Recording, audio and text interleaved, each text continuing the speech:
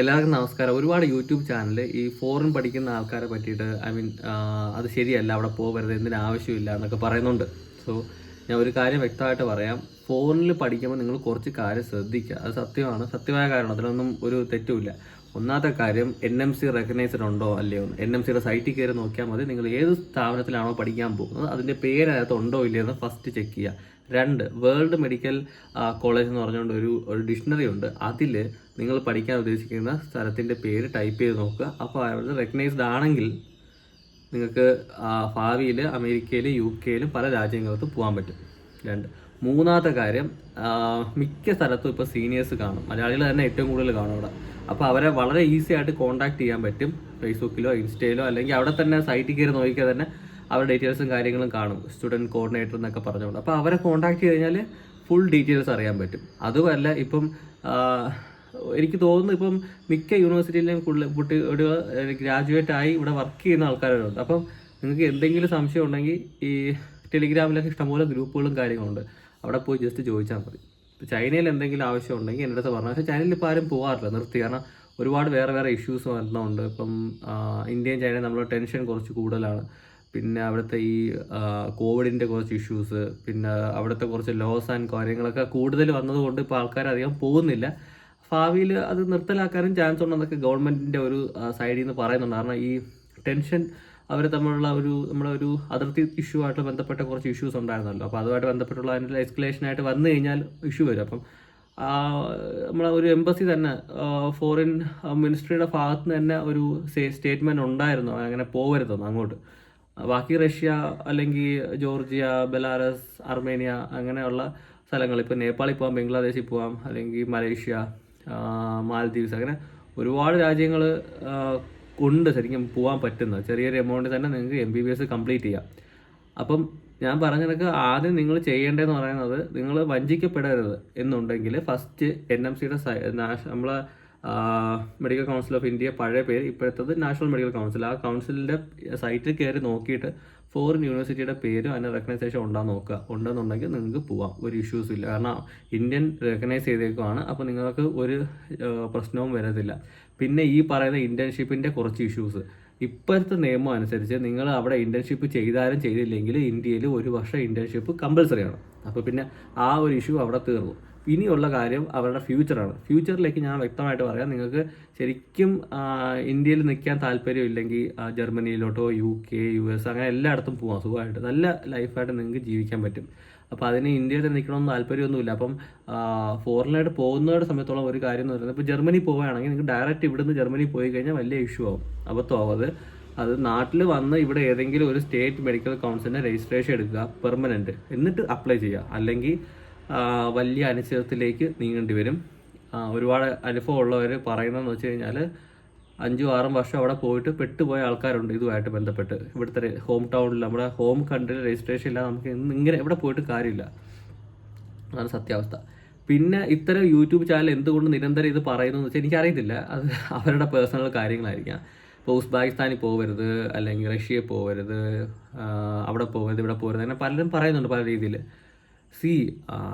ഇപ്പം 120, 110 നീറ്റിന് mark വാങ്ങിയവർ NRI കോട്ടയിൽ കോടിക്കണക്കിന് രൂപ കൊടുത്ത് പഠിക്കുന്ന സ്ഥലമാണ് ഇന്ത്യ എന്ന് പറയുന്നത്. അപ്പം നീറ്റിന് 10, 500 പുറത്ത് മാർക്ക് മേടിക്കുന്ന പിള്ളേർ വരെയാണ് ഇപ്പം പുറത്ത് പോയി പഠിക്കുന്നത് MBBSൻ്റെ മോഹം കൊണ്ട്.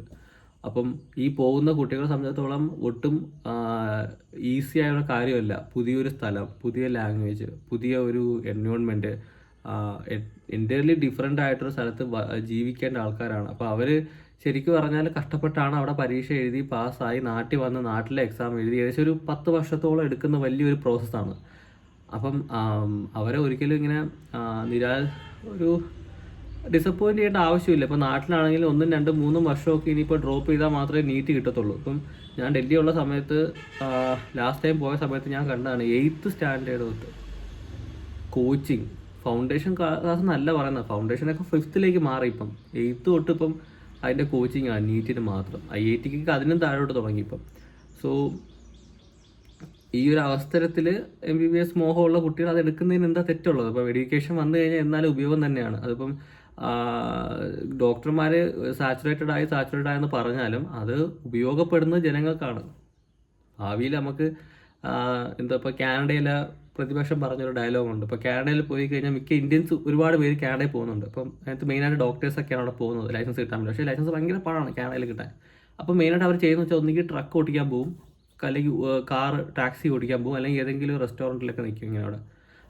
ഡോക്ടർമാരെ ഇരട്ടി ശമ്പളം കിട്ടും ആ ജോലിക്ക് അവിടെ.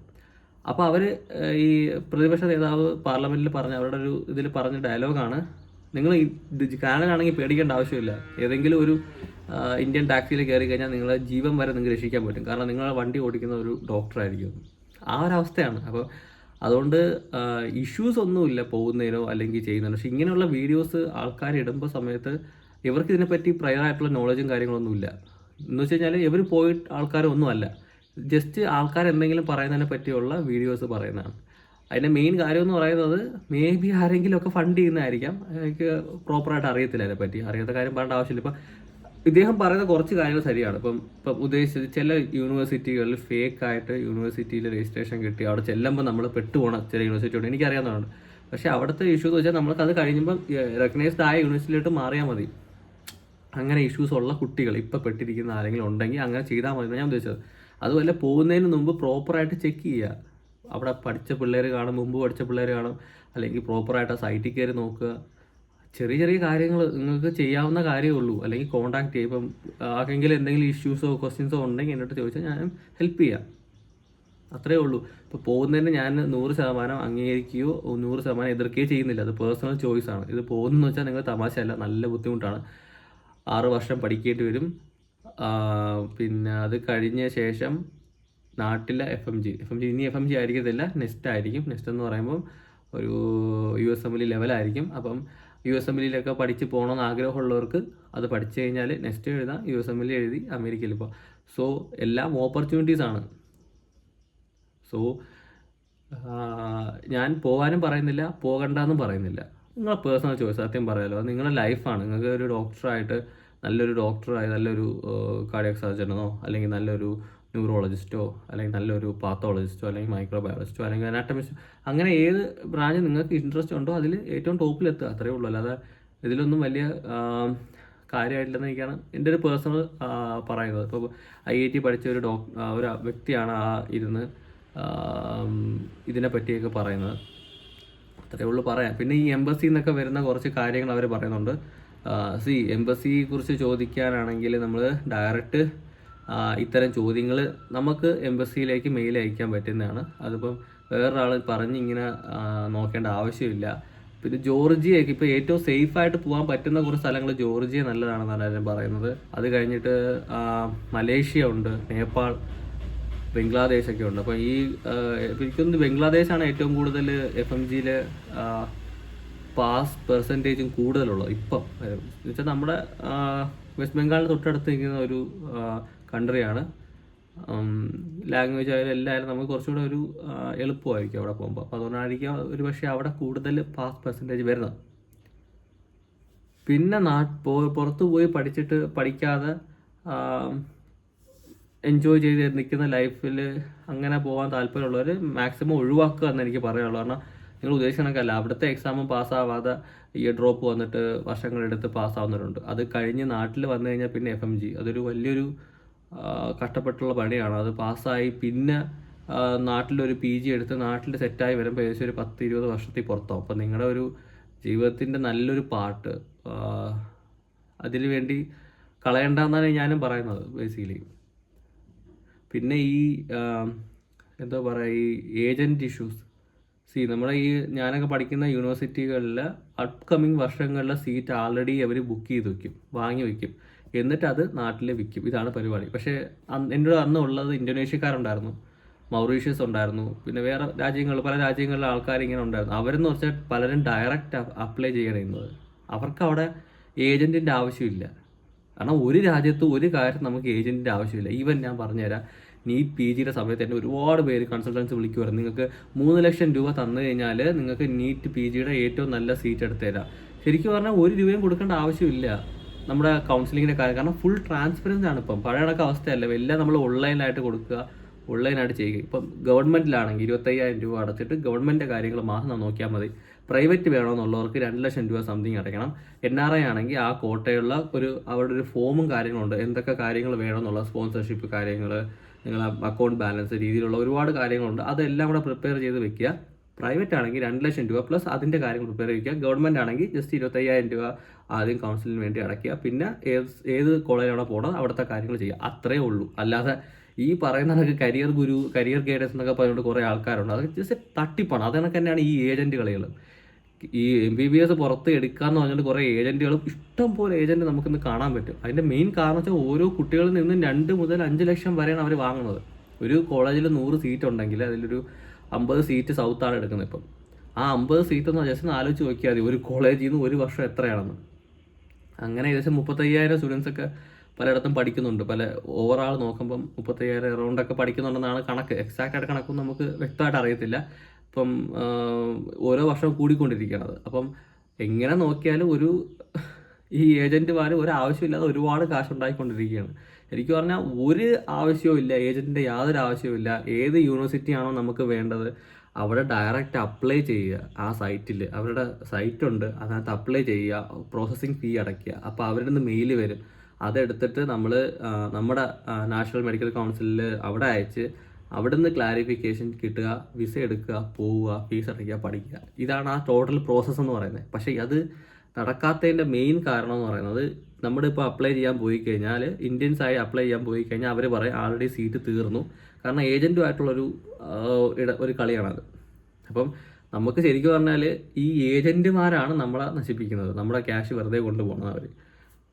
അതാണ് സത്യാവസ്ഥ എന്ന് പറയുന്നത്. അതുകൊണ്ട് ഇപ്പോൾ നമുക്ക് അമേരിക്കയോ അല്ലെങ്കിൽ UK വേറെ കൺട്രീസിലൊന്നും ഇങ്ങനെ ഒക്കത്തില്ല. കാരണം അവിടെയൊക്കെ ഡയറക്റ്റാണ്. അങ്ങനെ ഏജൻറ്റുമാരെ കൊണ്ടുവന്നിട്ട് വെച്ച് കാര്യമൊന്നുമില്ല. നമ്മുടെ കഴിവനുസരിച്ചാണ് അവരെടുക്കുന്നത്. നമ്മുടെ പ്രൊഫൈൽ അവർ നോക്കിയിട്ടാണ് സെലക്ട് ചെയ്യുന്നത്. അപ്പോൾ അവിടെ ഏജൻറ്റ് ആവശ്യമില്ല. ഈവൻ ജർമ്മനി പോകാൻ തന്നെ ഏജൻറ്റുകൾ ഒരു ആവശ്യമില്ല. കാരണം നമ്മൾ ജർമ്മൻ ലാംഗ്വേജ് പഠിച്ചിട്ട് അവിടെ ചെന്നിട്ട് അവിടെ എക്സാം ലാംഗ്വേജ് ഒക്കെ പാസ്സായ ശേഷം മെഡിക്കൽ എക്സാമിനേഷൻ ഉണ്ട്. മെഡിക്കൽ ലാംഗ്വേജ് എക്സാം പാസ്സായിട്ട് നമ്മൾ ഇന്റേൺഷിപ്പിന് അപ്ലൈ ചെയ്ത് അവിടുത്തെ നമുക്ക് ഏതാണോ PG വേണ്ടത് അങ്ങോട്ട് കയറുകയാണ് ചെയ്യുന്നത്. ഇന്ത്യയിലാണ് ഇത് ഭയങ്കര പ്രോസസ്സ്, ഒരുപാട് കോച്ചിങ് ഇൻസ്റ്റിറ്റ്യൂട്ട്, ഇതെല്ലാം ക്യാഷിൻ്റെ കളിയാണ്. വേറെ ഒരു രാജ്യത്ത് നിങ്ങൾ പോയി കഴിഞ്ഞാൽ ഈ 8 തൊട്ട് 9 തൊട്ടൊന്നും കോച്ചിങ് കാണാൻ പറ്റത്തില്ല.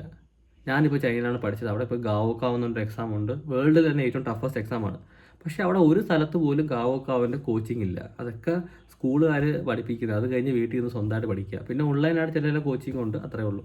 അല്ലാതെ അതൊക്കെ ഇംഗ്ലീഷും സബ്ജക്റ്റിന് വേണ്ടി മാത്രമുള്ളൂ. അല്ലാതെ വേറെ നമ്മളെ ഇന്ത്യയിലെ കണക്കൊരു സമ്പ്രദായം അല്ല. കുട്ടികളെ ഒരു പ്രഷർ കുക്കറിനകത്തിട്ടങ്ങ് വേവിച്ചെടുക്കുന്ന ഒരു പരുവാണ് ഇത്. വേവിച്ചെടുത്ത് വന്നു കഴിഞ്ഞാൽ അവർക്ക് ലൈഫ് കാണത്തില്ല. ഒരു വലിയൊരു ഇഷ്യൂ ഉണ്ട് ശരിക്കും പറഞ്ഞാൽ നമ്മളെ എഡ്യൂക്കേഷൻ സിസ്റ്റത്തിന്. പ്രത്യേകിച്ച് ഈ കോച്ചിങ് സെൻറ്റർ ഈ മഷ്റൂം കണക്ക് വളർന്നുകൊണ്ടിരിക്കുകയാണ്.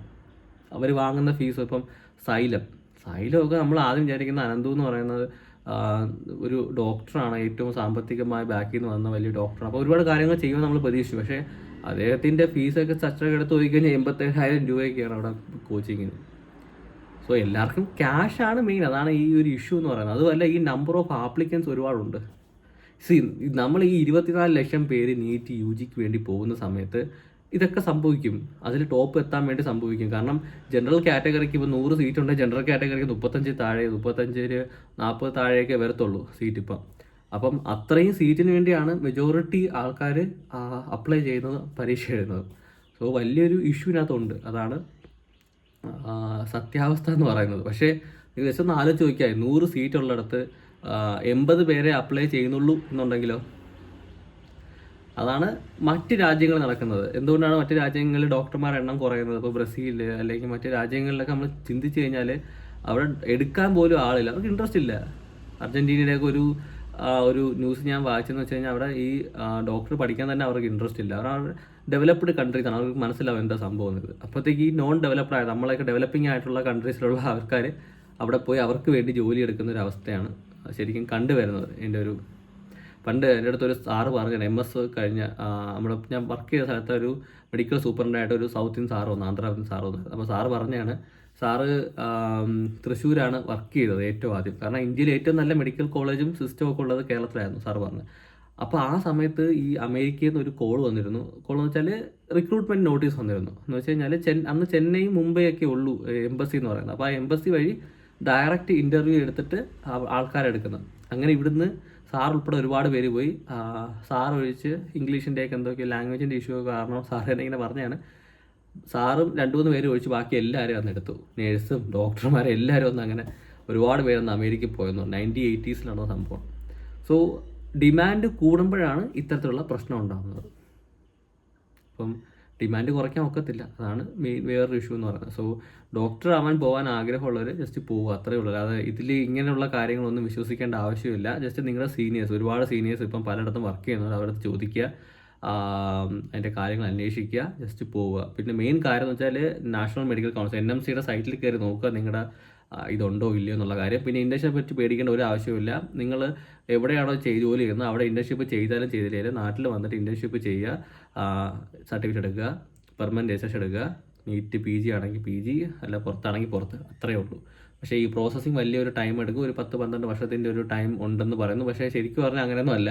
നിങ്ങൾ ശരിക്കും വ്യക്തമായിട്ട് നല്ല രീതിയിൽ പഠിക്കുകയാണെങ്കിൽ ഈ പറഞ്ഞ FMG ഒക്കെ ആദ്യത്തോ ഫസ്റ്റോ സെക്കൻഡിലൊക്കെ സുഖമായിട്ട് ക്ലിയർ ചെയ്യുക. അങ്ങനെ ക്ലിയർ ചെയ്ത് കഴിഞ്ഞാൽ പിന്നെ ഒരു വർക്ക് ചെയ്യാതെ സമയം വേസ്റ്റ് ചെയ്യാതിരുന്നാൽ മതി. അങ്ങനെയാണെങ്കിൽ പെട്ടെന്ന് തന്നെ നീറ്റ് PG എടുത്തിട്ട് നിങ്ങൾക്ക്, അല്ല PG എടുത്തിട്ട് മുന്നോട്ട് പോകാൻ പറ്റും. എല്ലാവർക്കും മനസ്സിലായി എന്ന് വിശ്വസിക്കുന്നു. എന്തെങ്കിലും ക്വസ്റ്റ്യൻസോ കാര്യമോ ഉണ്ടെങ്കിൽ ജസ്റ്റ് ചോദിച്ചാൽ മതി ഫോറിൻ MBBSനെ പറ്റി. പിന്നെ ഈ ഇവർ പറയുന്ന കാര്യങ്ങളൊക്കെ ജസ്റ്റ് മനസ്സിലാക്കിയാൽ മതി. അവർക്ക് വേറെ എന്തൊക്കെയോ ഉദ്ദേശം കൊണ്ട് പറയുന്നതാണ് അവർ. പിന്നെ എൻ്റെ പേഴ്സണലായിട്ട് ഞാൻ പറയുകയാണെങ്കിൽ ഏറ്റവും നല്ല രാജ്യം എന്ന് പറയുന്നത് MBBS എടുക്കാൻ ഇപ്പം ജർമ്മനിയാണ്. കാരണം ജർമ്മനിയിൽ പോയി കഴിഞ്ഞാൽ ലാംഗ്വേജ് എന്തായാലും പഠിക്കാൻ പറ്റും. അപ്പോൾ നിങ്ങൾക്ക് PG അതിൻ്റെ സൂപ്പർ സ്പെഷ്യാലിറ്റി ഒക്കെ പെട്ടെന്ന് കയറി പോകാൻ പറ്റും. നല്ല ശമ്പളമായിരിക്കും. നമ്മളിവിടെ ഇന്ത്യയിൽ ഒരാൾ ഒരു 10-50 വർഷം ചെയ്യുന്ന ജോലി നിങ്ങൾക്ക് PG സമയത്ത് തന്നെ ലഭിക്കാനുള്ള ചാൻസ് ഉണ്ട്. സോ ക്യാഷ് ആയാലും ലിവിങ് സ്റ്റൈൽ ആയാലും എല്ലാത്തിലും ഏറ്റവും മുൻപന്തിയിൽ നിൽക്കുന്നതാണ് ജർമ്മനി. ഇപ്പോൾ ഒരുപാട് നേഴ്സുമാരൊക്കെ പടപറാന്ന് പോയിക്കൊണ്ടിരിക്കുകയാണ് ജർമ്മനിയിലോട്ടും UK-ലോട്ടൊക്കെ. കാരണം ശമ്പളത്തിൻ്റെ സ്കെയിലാണ്. ഇപ്പം കേരളത്തിലൊരു നേഴ്സിൻ്റെയൊക്കെ 15,000 രൂപ 20,000 രൂപയൊക്കെ പ്രൈവറ്റിൽ വർക്ക് ചെയ്യുന്നവരുണ്ട്. അവർക്ക് അവിടെ പോയി കഴിഞ്ഞാൽ 1-2 ലക്ഷം രൂപ കിട്ടും. അപ്പം ഇതാണ് ശരിക്കും ഒരു അവസ്ഥ എന്ന് പറയുന്നത്. അപ്പം മാക്സിമം എല്ലാവരും പഠിക്കാൻ താല്പര്യമുള്ളവർ പോവുക, അതിനൊന്നും യാതൊരു ഇഷ്യൂ ഇല്ല. കാരണം ഇവിടെ മറ്റേ നമ്മൾ കാറ്റഗറി റിസർവേഷനും കാര്യങ്ങളൊക്കെ കഴിഞ്ഞ് വരുമ്പോൾ 100-150 മാർക്കുള്ള NRA ഒക്കെ വരുമ്പോൾ അത്രയും മാർക്കുള്ള ആൾക്കാരൊക്കെയാണ് പലതും പഠിക്കുന്നത്. അപ്പം 400-500 മാർക്കുള്ള നിങ്ങൾക്ക് പഠിക്കാൻ ആഗ്രഹമുണ്ട്, ഓപ്പർച്യൂണിറ്റീസ് ഉണ്ടെങ്കിൽ ജസ്റ്റ് എടുക്കുക, അത്രയേ ഉള്ളൂ. അല്ലാതെ വേറെ കാര്യമില്ല. എന്തെങ്കിലും ക്വസ്റ്റ്യൻസ് നിങ്ങൾക്ക് ഉണ്ടെങ്കിൽ ജസ്റ്റ് താഴെ ചോദിച്ചാൽ മതി. ഞാൻ ഫുള്ളായിട്ട് അതിൻ്റെ റിപ്ലൈ എന്തായാലും തരുന്നതായിരിക്കും. ഓക്കെ.